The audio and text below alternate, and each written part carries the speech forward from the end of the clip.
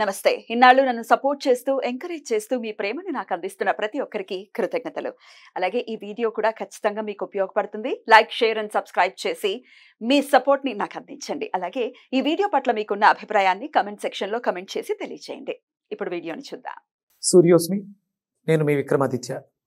ఆరోగ్యమే మహాభాగ్యం, ఆరోగ్యం భాస్కరాధీనం. ఆదివారం మద్యం, మాంసం, మైదనం వద్దు, ఆరోగ్యం, ఐశ్వర్యం వద్దు. మీరు ఆచరించండి, 10 మందిని ఆచరింపచేయండి. ఆచరించండి, ఆరోగ్యవంతులుగా ఉండండి. ఆచరించండి, ఐశ్వర్యవంతులు కండి. ఆచరించండి, ఆనందంగా జీవించండి. సూర్యోస్మి. నమస్తే, వెల్కమ్ టు అవర్ ఛానల్. నేను పద్మిని. ప్రస్తుతంతో పాటు ప్రముఖ ఆధ్యాత్మికవేత్త, సూర్య ఉపాసకులు, sun spiritual society founder Vikramaditya గారు ఉన్నారు. మాట్లాడదాం సార్. నమస్తే సార్. సూర్యోస్మి తల్లి. Sir, deputy CM Pawan Kalyan గారు ఒక దీక్షని తీసుకున్నారు. వరుసగా ఆయన దీక్షల్లోనే ఉన్నారు. వారాహి దీక్షని చేపట్టారు, మనకు తెలిసిందే. దాని తర్వాత ఇప్పుడు ప్రాయశ్చిత్త దీక్ష అని ఒకటి చేస్తున్నారు. ఎందువలన చేస్తున్నారు? ఏమిటి ప్రాయశ్చిత్త దీక్ష? దేని కొరకు ప్రాయశ్చిత్తం కావాలి అని అనుకుంటున్నారు? లోకహితం కోసమా? ఇప్పటిదాకా జరిగినటువంటి తప్పిదాల నుంచి ఆ ప్రకృతి మనల్ని క్షమించాలి అన్న ఉద్దేశంతో ఒక నాయకుడిగా ఉన్నవాడు ఖచ్చితంగా చేయాలి. ఆయన చేసి చూపిస్తున్నాడు. ఆయనే కాదు, మనం కూడా చెయ్యాలి అని ఎంతో చెప్పకనే చెప్పటం. అది ఎవరికి వాళ్ళు చెయ్యాలి. ఎందుకంటే జరుగుతున్నాయి తప్పిదాల రీత్యానే విధి వైపరీత్యాలు ఎన్నో చూస్తూ ఉన్నాం మనం. దేవుడు శంఖ చక్ర గదాలు పట్టుకుని కిందకి దిగాల్సిన అవసరం లేదు. దేవుడికి ప్రకృతి అనేది ఒకటి ఉంది, అది ఊరుకోదు. దేవుడు ఊరుకున్న ప్రకృతి ఊరుకోదు. కాబట్టి ఒకసారి చెప్పండి సార్, ఈ ప్రాయశ్చిత్త దీక్ష అంతరార్థం ఏమిటి? మనం సాధారణంగా ఈ ప్రాయశ్చిత్తం అనే పదాన్ని సంధ్యావందనంలో వాడతాం.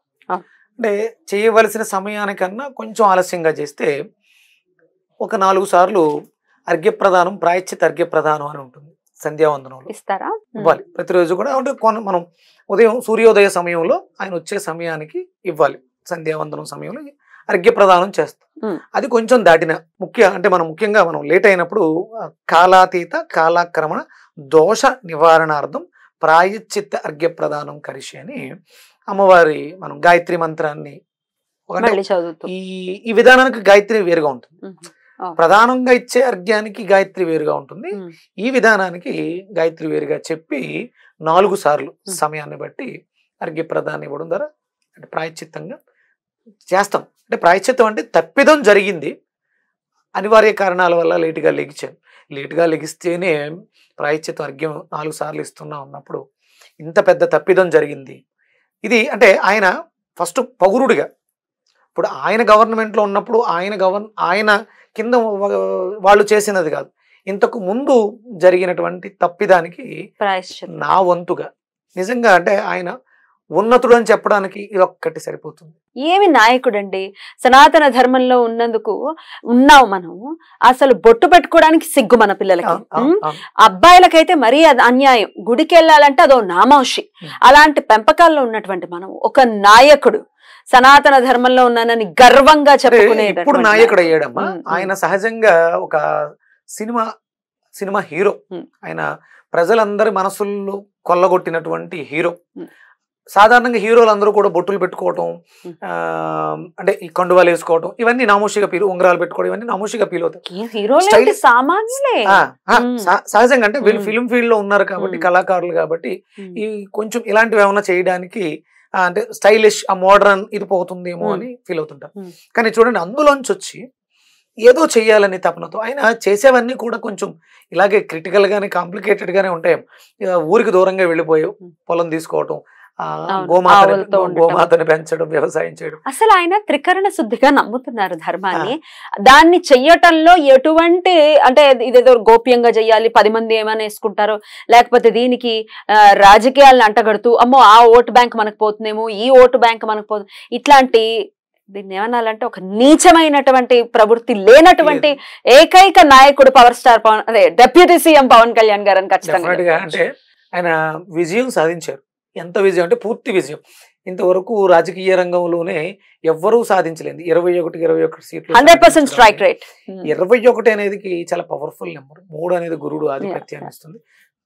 అంటే అర్ధమండలం దీక్షగా తీసుకుంటే ఆయన అద్భుతమైన అక్కడ విజయం సాధించేశారు.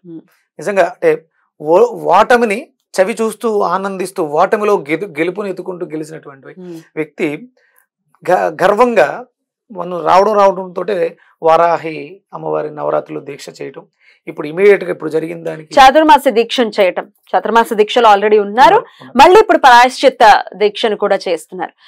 ఇది వెంకన్న బాబుకు జరిగినటువంటి ఆ అపరాధం ఏమవుతుందో దానికి క్షమార్పణగా ఆయన ప్రాయశ్చిత్త దీక్ష చేస్తున్నారు అని అనుకోవచ్చా? అంటే వెంకన్న బాబుకి అని ఆయన అనుకుంటున్నారు, ఆయన చెప్తున్నారు. కానీ వెంకన్న బాబుకి ఏం జరగదు, ఎందుకంటే ఆయన భగవంతుడు. ఆయన దాకా ఈ ప్రసాదాలు వీళ్ళు చేసినటువంటి పొరపాటు ప్రసాదాలు వెళ్ళవు. అక్కడ భగవంతుడికి నివేదన చేసేది ఆ పురోహిత దాంట్లోంచే వెళ్తుంది. ఇది ఆయన ప్రసాదంగా నామకరణం చేస్తున్నాం. ఆయన వ్యాప్తుడు కాబట్టి ఆ తిరుపతి అంతా కూడా వ్యాపించి ఉన్న శక్తితో ఆయన దాన్ని కూడా ఆస్వాదిస్తారు. ఇది తిన్నటువంటి మనోభావాలు దెబ్బతిన్నటువంటి కోటాను కోట్ల హిందువుల మనోభావాలలో ఉన్నటువంటి వెంకటేశ్వర తత్వానికి ఆయన క్షమాపణ చెబుతూ అసలు అదే. ఎందుకంటే ఆయననన్నా కూడా ఆయన పట్టించుకోడు. ఆయన భక్తుడు జోలికి వచ్చిన, భక్తుడు భావాల జోలికి వచ్చిన ఊరుకునే పరిస్థితి ఉండదు. ఇన్ని కోట్ల మందికి ఆయన నేను చెప్పాలి, ఆయన ఒక నాయకుడుగా ముందుంటే, అంటే ఎప్పుడు కూడా నాయకులు బాగుంటే ప్రజలు బాగుంటారమ్మా. ఎందుకంటే ప్రజలు చేసే తప్పిదాలలో 7% పాపం నాయకులకు అంటుకుంటుందంట. అంటే వాళ్ళు తప్పు చేస్తున్నారు అంటే దానికి కారకుడు నాయకుడే. నాయకుడు సరైన దారిలో నడిస్తే, మనకి సామెత ఉంటుంది, ఆ ఆవు చేలో మేస్తే దూడ గట్టును మేయదు, చేలోనే మేస్తుంది. ఇప్పుడు ఎవడైతే నాయకుడు ఉన్నాడో ఇది ఇలాంటి నాయకుడు. ఇది భారతదేశ వైభవం, ఇది హిందూ సనాతన సాంప్రదాయానికి ఇస్తున్నటువంటి కిరీటం. డెఫినెట్లీ తప్పు జరిగిపోయింది, అయిపోయింది. పంది కొవ్వుతో చేశారా, బీఫ్ కొవ్వుతో చేశారా, మొత్తానికి నెయ్యిని అలా ఎక్స్ట్రాక్ట్ చేశారు, నెయ్యిలో దాన్ని వాడేశారు, అయిపోయింది. స్వామికే కాదు, మీరు అన్నట్టుగా భక్తులందరూ కూడా బాధపడినటువంటి సందర్భం. దీనికి ప్రకృతి విలయతాండవం చేయక మునిపే ప్రతి ఒక్కరు కూడా క్షమాపణ మా వంతుగా, మరి మనం ఎలాగా ఆయనని ఆదర్శంగా తీసుకుని మనం ఎలా క్షమార్పణ చెప్పాలి? ఒక 21 రోజు పాటు దీక్షగా తీసుకుని ఒంటిపూట భోజనాన్ని ఆచరిస్తూ చాలా తక్కువగా తేలికగా అయినటువంటి పదార్థాలని తీసుకుంటూ, మనకు దగ్గరలో దొరికినటువంటి అంటే గోమూత్రం దొరుకుతుందమ్మా, గోమూత్రంతో ప్రక్షాళన అనేది చాలా అద్భుతంగా జరుగుతుంది. ప్రకృతి అంటే మనం బయట ఉన్న ప్రకృతిని చూస్తాం, ప్రసాదం తినడం వల్ల ఇక్కడ లోపల ప్రకృతి పాడైంది, ఇది చాలా బాధపడుతూ ఉంటుంది. ఎందుకంటే ఆత్మకారకుడైనటువంటి వెంకటేశ్వర స్వామి లోపల జ్యోతి స్వరూపుడుగా ఉన్నాడు కదా, ఆ జ్యోతికి కలంకం అంటుకుంటుంది. కాబట్టి మనకి దగ్గరలో ఉన్నటువంటి గోమయాన్ని నీళ్ళలో కలుపుకొని స్నానం ఆచరించడం 21 రోజు కూడా దీక్షగా, గోమయాన్ని మనం స్నానం ఆచరించడం ద్వారా, గోఘృతాన్ని ఆవునేతిని స్వీకరించడం ద్వారా, అలాగే గోమూత్రాన్ని స్వీకరించడం ద్వారా, అంటే అసలు ఒరిజినల్ గా దొరికితే పంచగవ్య ప్రాసన చేస్తే ఈ జరిగినటువంటి పాపానికి ప్రక్షాళన లభిస్తుంది. అందరూ కూడా 21 రోజు దీక్షగా, అంటే ఇక్కడ మనకి ప్రధానంగా కావాల్సింది ఏంటంటే, అందరూ ఇప్పుడు తప్పులు జరుగుతున్నాయి, ఈ తప్పులని మనం భరిస్తూ ఉండాల్సి వస్తుంది. ఎందుకు అంటే పూర్వం స్వతంత్రం రావడానికి పూర్వం గో సంపద, స్వచ్ఛమైనటువంటి భారతీయ దేశవాళీ ఆవుల సంపద 130 కోట్లు, అప్పుడు జనాభా 30 కోట్లు. ఇప్పుడు భారతదేశ జనాభా 140 కోట్లు, గో సంపద 17 కోట్లు. ఏంటమ్మా ఇది దౌర్భాగ్యం? పాలు నెయ్యి పక్కన పెట్టండి, గోమాత ఎక్కడ ఉంటే అక్కడ సస్యశ్యామలం.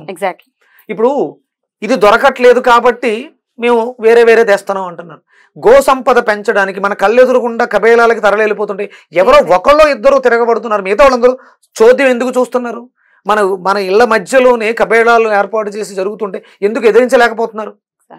ఎప్పుడు ఎంతసేపు గోవిందుడు అంటే ఆయన గోవుకి తన ప్రాణాన్ని ఇచ్చారు. గోవు అంటే ఆయనకి చాలా ఇష్టం. మనం ఆయనకి ఏదో జరిగింది కాదు, మీరందరూ గుర్తించండి, ఇక్కడ జరుగుతోంది స్వచ్ఛమైనటువంటి దేశవాళీ ఆవునేతితో తయారవ్వాల్సినటువంటి ప్రసాదం ఈ రోజు కల్తీ జరిగింది అంటే గో సంపద లేక, గో ఘృతం లేక కదా. మనం ఇప్పుడు కాపాడాల్సింది, ఇప్పుడు ప్రక్షాళన చేయాల్సింది వెంకటేశ్వర స్వామికి కాదు, గోమాతకి. గోమాతని తీసుకొచ్చి మళ్ళీ మనం పెంచగలిగితే, గోమాతని కాపాడుకోగలిగితే వెంకటేశ్వర స్వామికి ఇప్పుడు జరిగిన దానికి మనం ప్రాయశ్చిత్తం చేసినట్టే. తప్పకుండా సార్. అయితే ఇది పెంచడం అనేది డెఫినెట్ గా ఒక అద్భుతమైనటువంటి ఆలోచన. లేకపోతే మీరు ఇందాక అన్నట్టుగా కబేళాలకి ఏవైతే తరలి వెళ్తున్నాయో కనీసం ఆపే ప్రయత్నమైనా చేయాలి. ఆపండి. పోషించడానికి ఇస్కాన్ టెంపుల్స్ ఉన్నాయి, చాలా డెఫినెట్, చాలా మంది ఉన్నారు. సహాయం అందిద్దాం. నెలకు ఒక 500 ఇవ్వలేమో మనం, ఇవ్వగలం, మనం చేయగలం, చెయ్యాలి అనుకుంటే. ఇక ఇది కూడా మేము చేయలేకపోతున్నాం. ఒక్క 21 రోజులు ఇందాక చెప్పినట్టుగా అక్కడికి వెళ్ళిపోయి, తిరుపతికి వెళ్ళిపోయి నాకు అది కావాలి, నా పిల్లలకి పెళ్లిళ్ళు అయిపోవాలి, నాకు ఉద్యోగాలు రావాలి, ఇన్ని కోరేసుకుంటున్నాం కదా. ఒకసారి స్వామి గురించి కూడా చేద్దాం, స్వామి గురించి కూడా ఆలోచిద్దాం.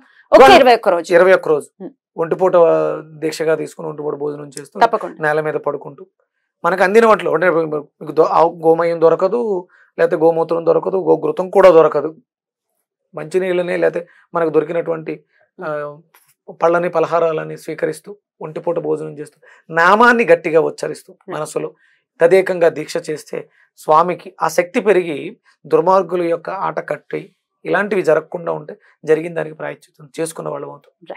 అద్భుతంగా వివరించారు. కృతజ్ఞతలు సార్. నమస్తే. సూర్యసుందరి.